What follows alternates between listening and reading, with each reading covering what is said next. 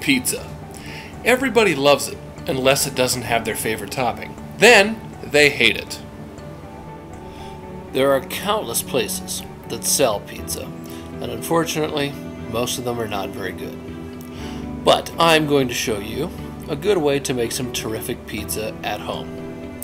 Let's go! I bought this pizza dough from a grocery store. Now there's other types of pizza crust that you can buy, such as this one,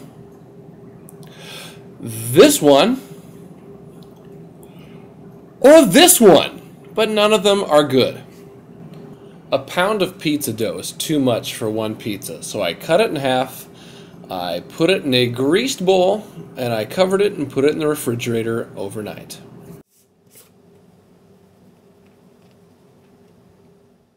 Before you can do much of anything with the pizza dough, you need to put it onto a floured surface and let it sit at room temperature for at least 20 minutes. Otherwise it'll be too hard and it'll tear if you try to stretch it.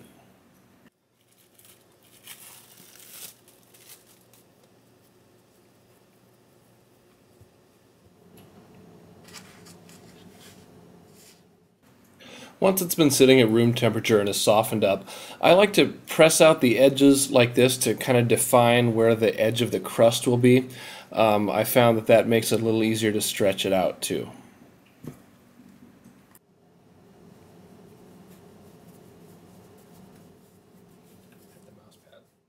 I don't really do anything fancy when I stretch it out. I just kind of pull it, let gravity stretch out the bottom. If I do need to stretch it out more, I do it with my knuckles, kind of like that.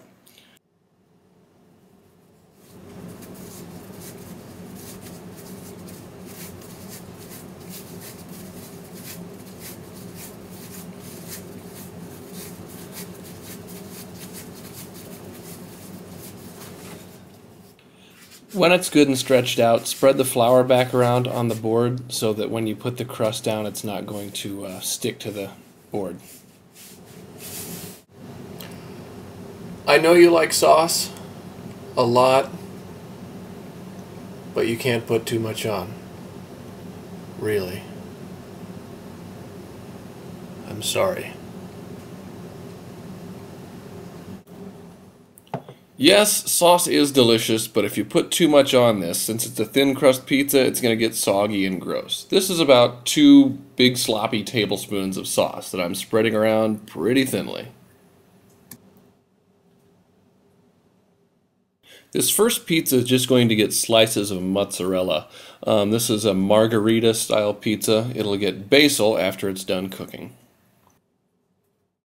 The key to making really good pizza at home is using a pizza stone. Some of you are probably thinking, hey Zach, that's gross! And well, yes, it does look kind of gross, but it's on its way to becoming well seasoned.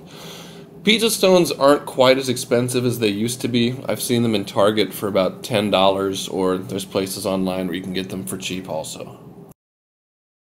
The important thing is to get the oven as hot as possible. I turned it up to as high as it would go for about half an hour before the pizza goes in. Alright, before this goes in the oven, gotta give it a little test to make sure it slides around. If it sticks to here, not gonna work for you.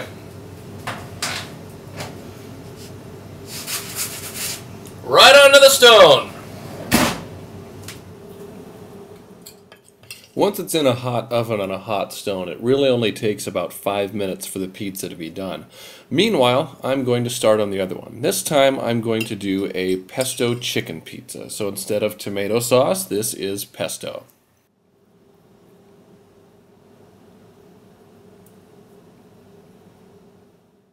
Let's check to see how the other pizza's looking right now. I think it's almost done. If the stone's hot and you've floured up the pizza crust enough, it's going to slide right off, just like that.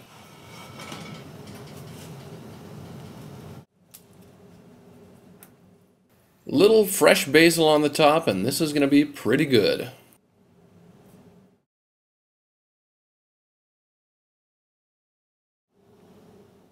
Alright, now I'm going to cook the pesto chicken pizza. No pizza stone? No problem!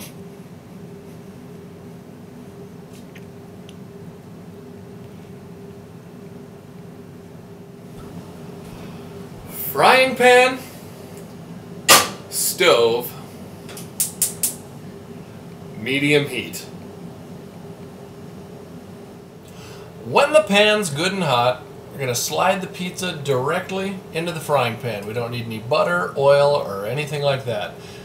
This is not Pizza Hut.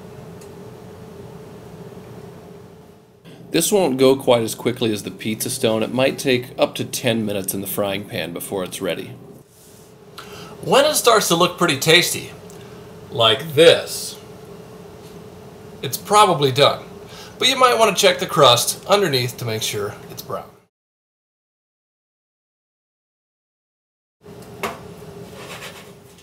Now the pizza just gets put onto any kind of baking sheet. Mine's covered with foil because it's gross. Alright, so this pan is not going to go into the oven. It's going to go into the broiler, where it'll get heated from above. The cheese will get a little brown and bubbly. It's going to be pretty delicious.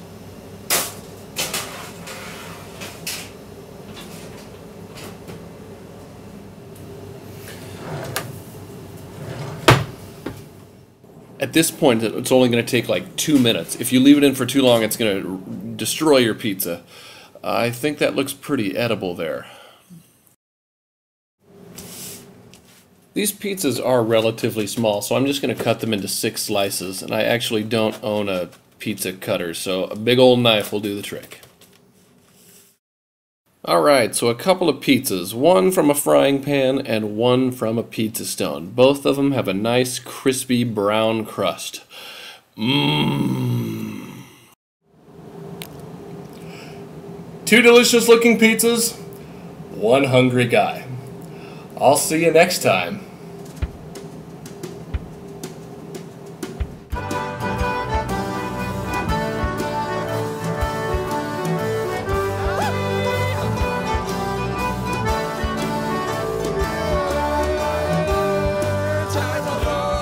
Untitled